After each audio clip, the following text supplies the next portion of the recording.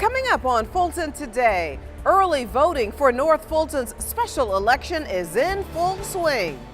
Vacancies in a congressional district, Senate district, and local races make for a more complex election day. I'm Priscilla Ortega, and I'll explain how that will impact voters. And a Superior Court judge rules in favor of second chances for some young criminals. I'm Shania Chavis-Rucker, and Fulton Today starts right now.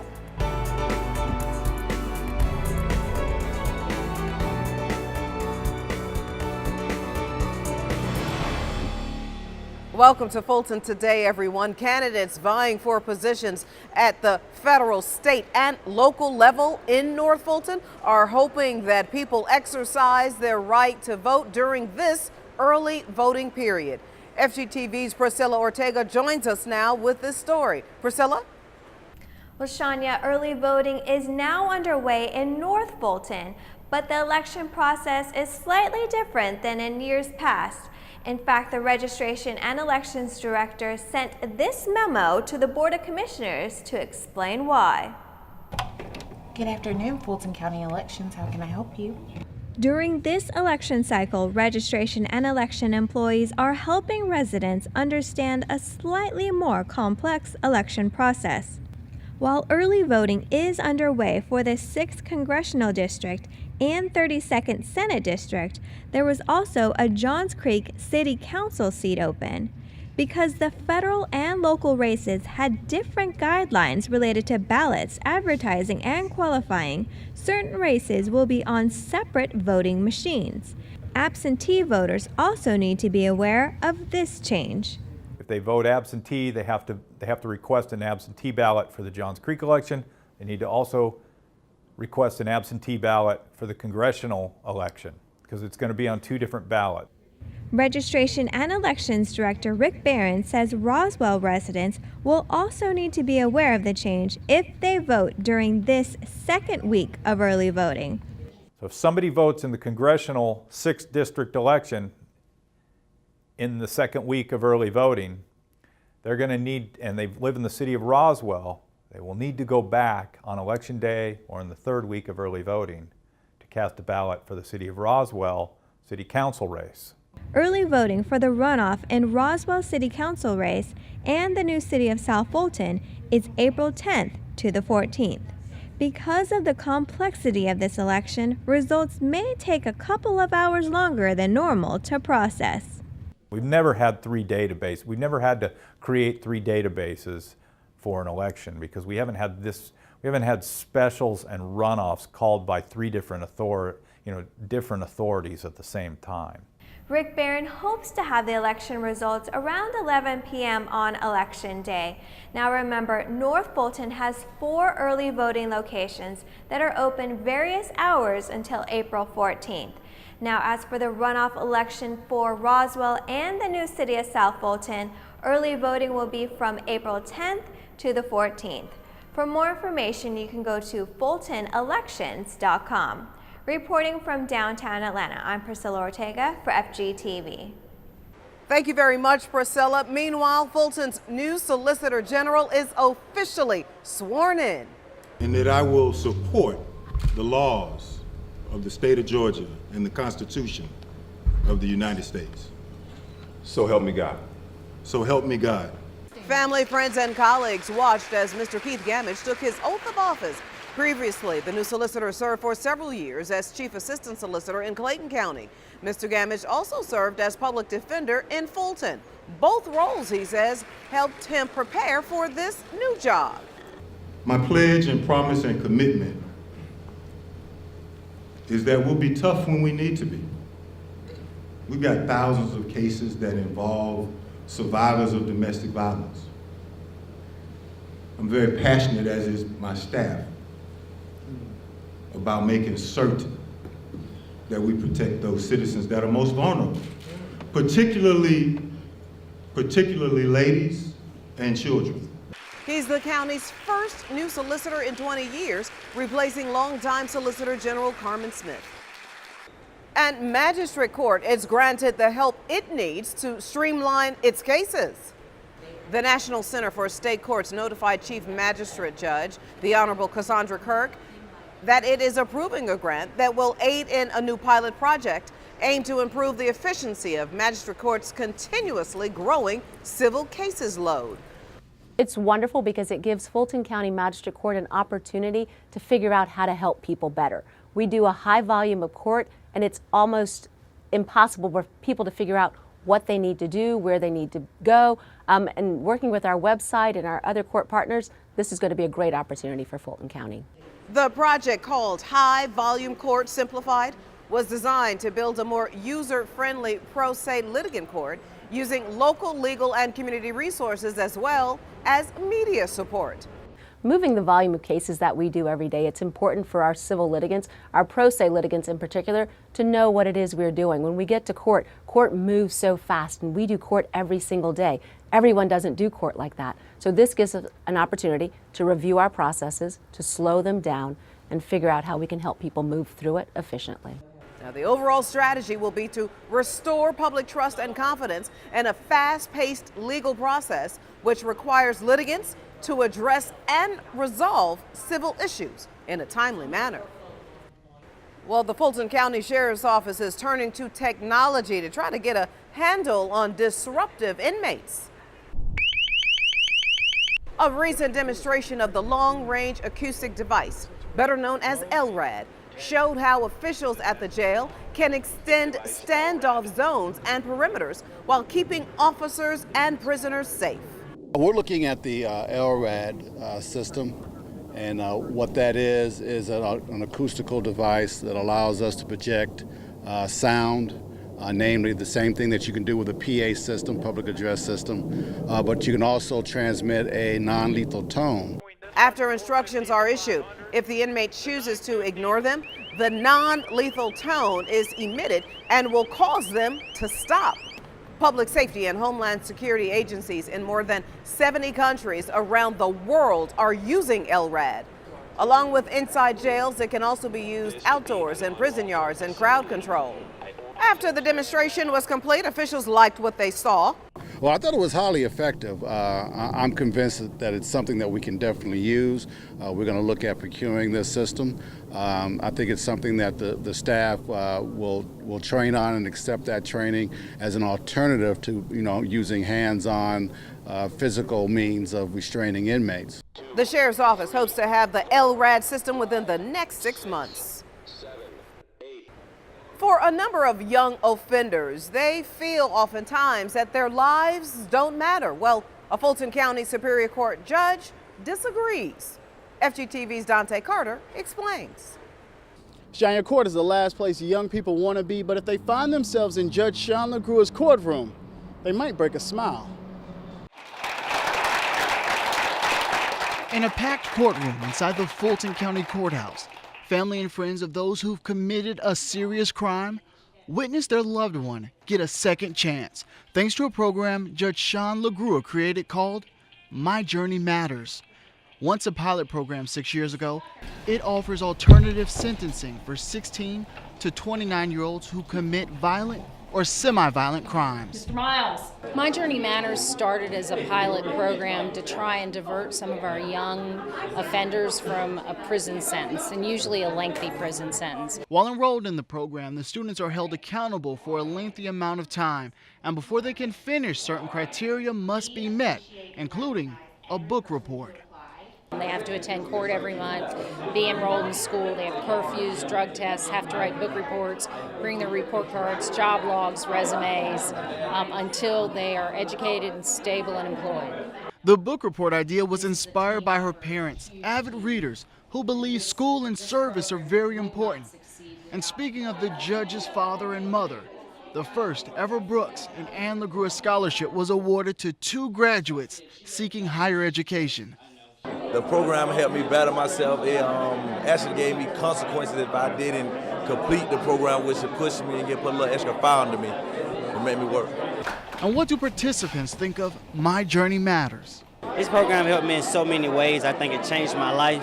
It made me see stuff different. It got me out of my comfortable zone, made me do a lot of challenges, and now I look forward to challenges every day.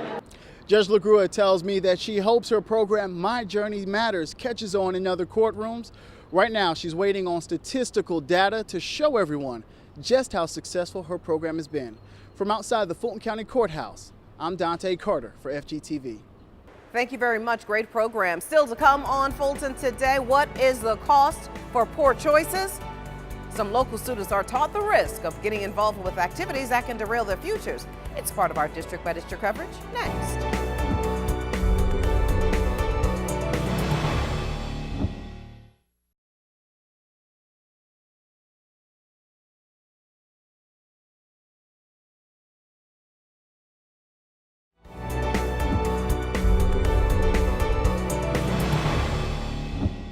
Dozens of students are giving a stern but loving talking to about avoiding the peer pressures they face, and Fulton recognizes one of the oldest volunteer service organizations.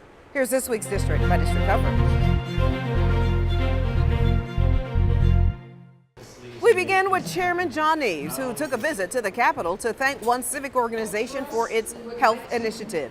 The at-large commissioner presented a proclamation to the Camilla Rose chapter of the Links Incorporated during their Links Day at the Capitol. The organization created a program called Linking Together for Healthy Families and Communities in Georgia. The Links chapter here in Atlanta is having its legislative lobbying day, and so I wanted to show my support to them.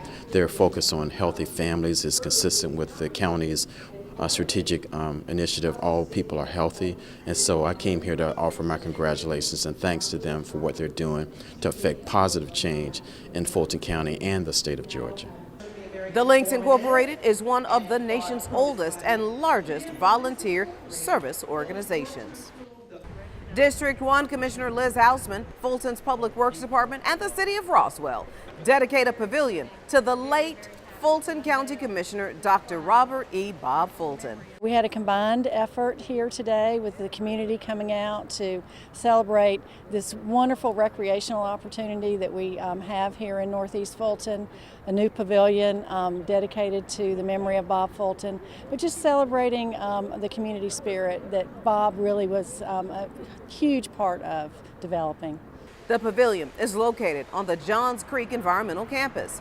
Dr. Fulton helped develop the campus in collaboration with the City of Roswell and other surrounding communities. It's because of Bob Fulton that I became active in trying to have libraries built in North Fulton. He helped bring the Northeast Sproul Oaks Library to this area. He also helped bring the Robert E. Fulton Library to this area. It's also known as OC, and without him, we wouldn't have the great library service we have today. We have trails now throughout that system. We have playgrounds, we have access to the river, and we just have a great partnership and a collaboration that all of our citizens can enjoy. The event also featured an official ribbon cutting for trails in the area. Commissioner Bob Fulton was a champion for parks and trails all throughout Fulton County. District 4 Commissioner Joan Garner hosts her annual Don't Touch the Fire conference. Teens from Atlanta and Fulton schools packed the Loudermilk Center to hear from a number of professionals who encourage kids to stay on track. WSB-TV reporter Tom Jones served as MC for the conference. Anytime I have an opportunity to talk to children and to share some of my experiences about what I've gone through, what I've learned, and how I can get them to not make the same mistakes that I've made, and also kind of get them on the right track, I have to use my voice to share that knowledge. The students listened intently to the elected officials, lawyers, law enforcement, and educators. We learned about sex trafficking, and so there was a video and she had somebody come in, and so it's like learning about how kids these days, they don't know what's going on until it happens to them, and then they don't know what to do. Presenters challenged the students to reduce their risk associated with bullying, drugs, illegal activities, and gang affiliations. The Fulton County Aging and Youth Services Department's Office of Children and Youth and the Department of Health and Wellness supported the conference. District 5 Commissioner Marvin Arrington Jr. joins the panel discussion about the new season and structure for the Wolf Creek Amphitheater. The commissioner, along with Chairman John Eves, county staff, and officials from Live Nation, provided answers to questions asked by residents about how the new arrangements will impact concert goers. I wanted to be sure that with the new contract with Live Nation, that I and the rest of the community would be able to continue to enjoy the atmosphere, the camaraderie, the shows at an affordable price for the South Fulton community.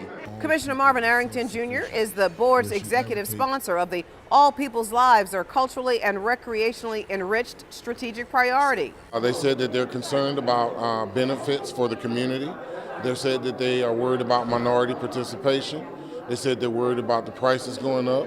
I think Live Nation has a good plan for addressing those issues, and we look forward to working with Live Nation to make sure that we have a community benefits agreement. People are concerned. They don't know. It's changed. It's going to be different, and they're curious what has happened in the past, what their experience has been. Are they going to be able to continue to do that? So I'm happy we have the opportunity to not only hear those questions, but actually have an opportunity to address some of those tonight, and then obviously we'll follow up. Big acts are already lined up for the 2017 concert series. The concert kicks off Friday, May 19th, with its Funk Fest series with headliner Erykah Badu. And finally, Fulton's District 5 and District 6 commissioners sponsor a board proclamation to highlight the life-saving efforts of Fulton County law enforcement and public safety officials. Fulton police officer Mark Still and Naima Wellington rescued 2 people injured in a fiery automobile crash back in February. Officer Still removed 1 victim from the crash as Officer Wellington ensured that each survivor was safely away from the smoldering debris. I'm really proud of being part of this team, and it was indeed a team effort.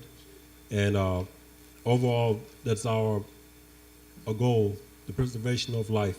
I just wanted to thank Fulton County for offering me this opportunity to become a better officer, and I want to thank Officer Still for being with me that day. I don't know what I would have done without him.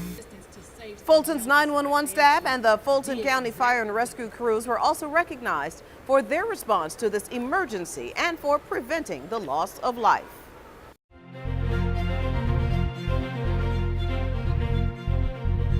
And still to come, Fulton County is proclaimed a champion. We'll explain.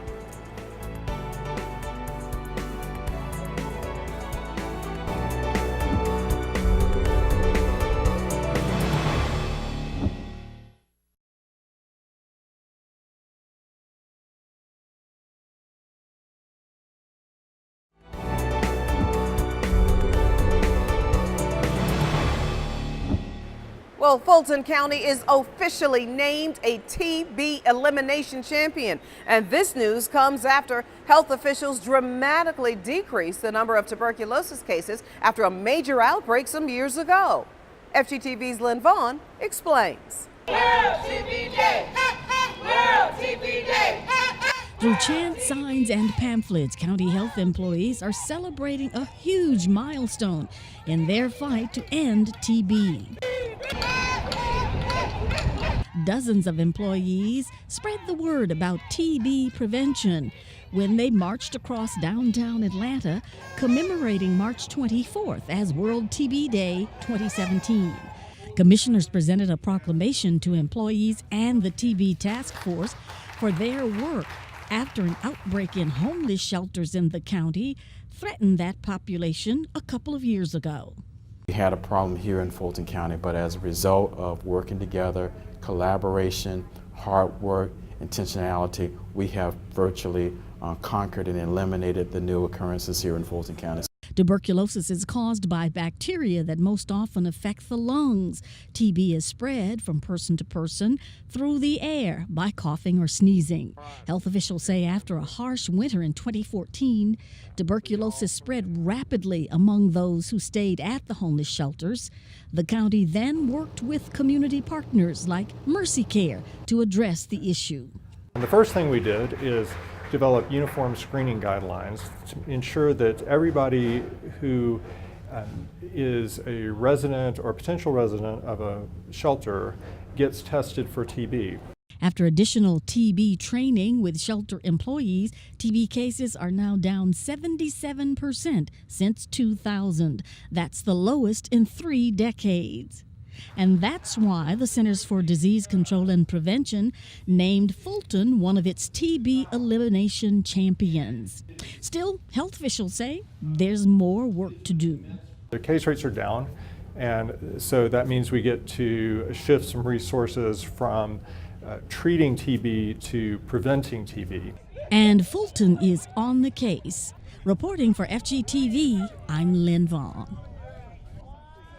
Thank you very much, Lynn. Health officials are highlighting the dangerous effects of alcohol abuse during this Alcohol Awareness Month.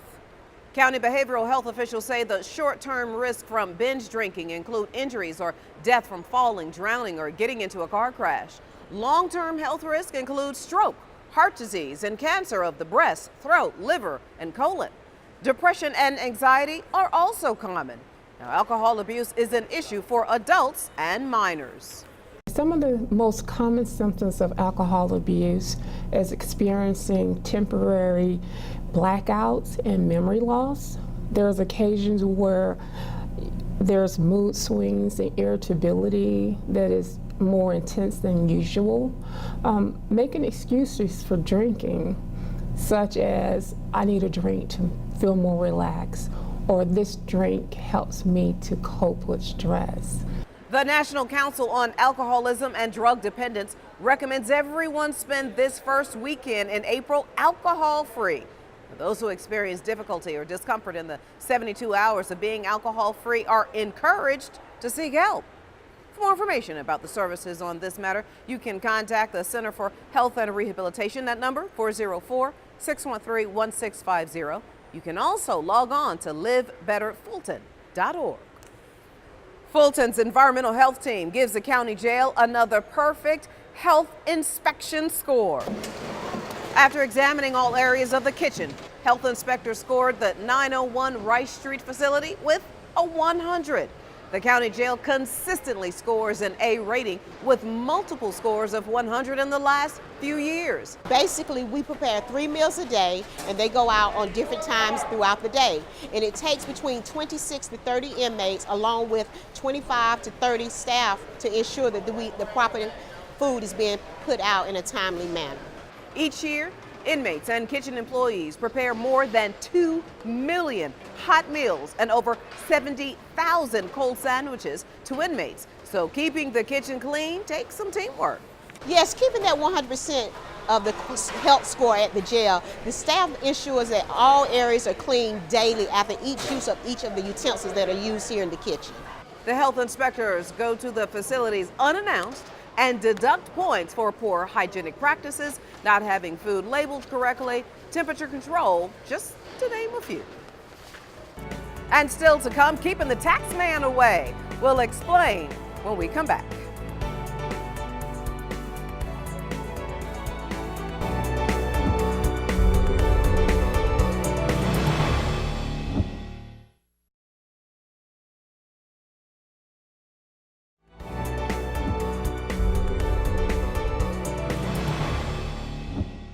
Get your tax filing documents together because time is running out to get free help to prepare those taxes. AARP and the library system are teaming up to provide the assistance to residents. Since February, every Thursday, residents have been lining up at the Buckhead Library to get their tax questions answered.